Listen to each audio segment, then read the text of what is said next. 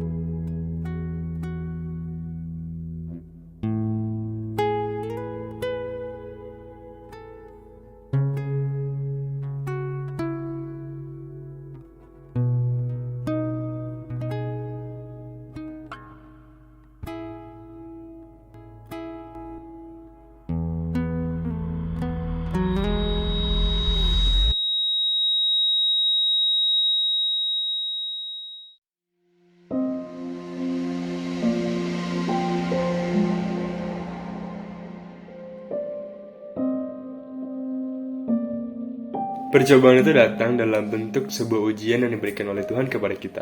Namun, sekarang itu banyak banget dari kita yang sering mengeluh terhadap percobaan yang diberikan. Tapi, kita lupa, kalau kita membandingkan apa yang kita alami sekarang dengan apa yang dialami Tuhan pada zaman dahulu ketika Dia datang untuk menyelamatkan kita, sangat jauh sekali perbedaannya, dan itu lumayan signifikan. Karena sekarang mungkin kita hanya mengalami pergumulan dalam kehidupan sehari-hari, mungkin karena pertemanan, mungkin karena percintaan, bahkan mungkin hanya karena hal-hal yang kita bisa bilang sepele.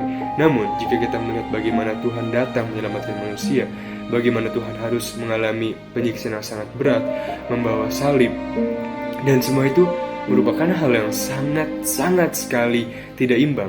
Dan seharusnya kita tuh bersyukur dengan kehidupan yang sudah diselamatkan. Kita seharusnya menganggap percobaan itu sebuah hal yang diberikan oleh Tuhan untuk menguji bagaimana iman kita terhadap Tuhan. Seharusnya kita semakin bersyukur dengan percobaan yang diberikan. Semakin banyak percobaan yang diberikan, kita semakin mengalami bagaimana Tuhan itu mengalami penyiksaan pada zaman dahulu ketika kita ingin diselamatkan. Dan seharusnya kita tuh menganggap bahwa percobaan itu merupakan suatu hal yang bahkan menyerukan, suatu hal yang bahkan positif bagi kita. Karena dengan kita mengalami percobaan, kita akan menjadi semakin dekat dengan Tuhan.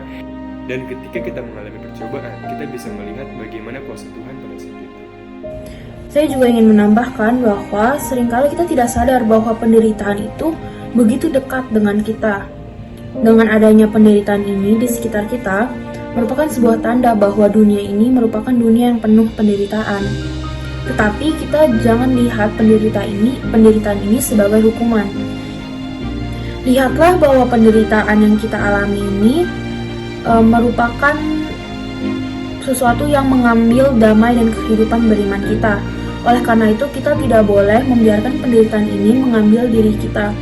Dengan hal tersebut, terjadinya kita diambil alih oleh penderitaan, maka kita tidak lagi memiliki damai atau kehidupan beriman di dalam kita. Penderitaan itu ada untuk mengetes kemurnian iman kita.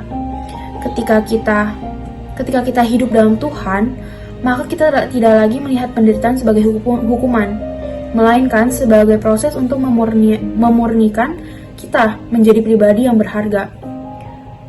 Ketika kita melihat penderitaan menjadi hal yang indah, maka hal tersebut menjadi sebuah didikan juga dan persiapan agar kita para manusia menjadi pribadi yang berharga di mata Tuhan. Peduli jenis penderitaan seperti apa yang kita sedang hadapi. Kita perlu memiliki cara pandang dan sikap yang benar terhadap penderitaan itu. Dua hal inilah yang membedakan orang-orang Kristen dari dunia. Situasi kita boleh sama, namun cara pandang dan sikap kita harus berbeda. Tidak ada satu orang pun yang ingin hidup menderita, tetapi tidak ada satu orang pun juga yang bisa terlepas dari penderitaan. Penderitaan tidak bisa kita singkirkan dengan cepat, tetapi penderitaan itu harus kita hadapi. Di setiap penderitaan yang kita hadapi, kita harus merefleksikan setiap campur tangan Tuhan di dalamnya. Mungkin penderitaan akan datang silih berganti, tapi yang pasti adalah Kristus selalu beserta kita di penderitaan yang kita hadapi itu. kalaupun kita menderita, kita tidak menderita sebagai manusia biasa, tapi kita menderita sebagai manusia yang percaya kepada Kristus. Seperti yang ditulis pada 1 Petrus 4 ayat 14. Berbahagialah kamu jika kamu dinista karena nama Kristus, sebab roh kemuliaan, yaitu roh Allah, ada padamu. Akhirnya saya pribadi itu setuju.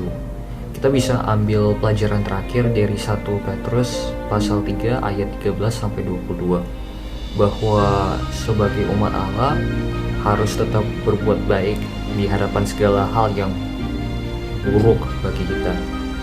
Mengapa demikian? Kita harus melakukannya meskipun banyak orang Kristen itu sangatlah menderita di tangan mereka yang jahat.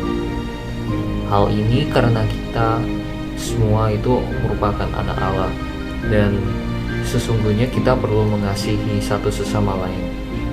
Dan juga hal yang perlu kita ingatkan lagi, bahwa jika kita mengharapkan hal yang baik, maka kita perlu melakukan hal yang baik bagi orang lain. Dengan demikian, Sudah paham, Sheila?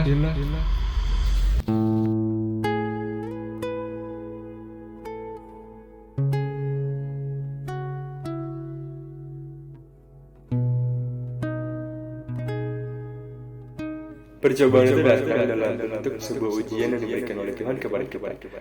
Damai atau kehidupan beriman di dalam kita. Menderita itu bukan cuma sakit, nangis, atau tersiksa. Tapi Tuhan memang sengaja membiarkan penderitaan itu agar kita bisa menguatkan iman kita sebagai Kristen. Menjadi Kristen emang wajar menderita.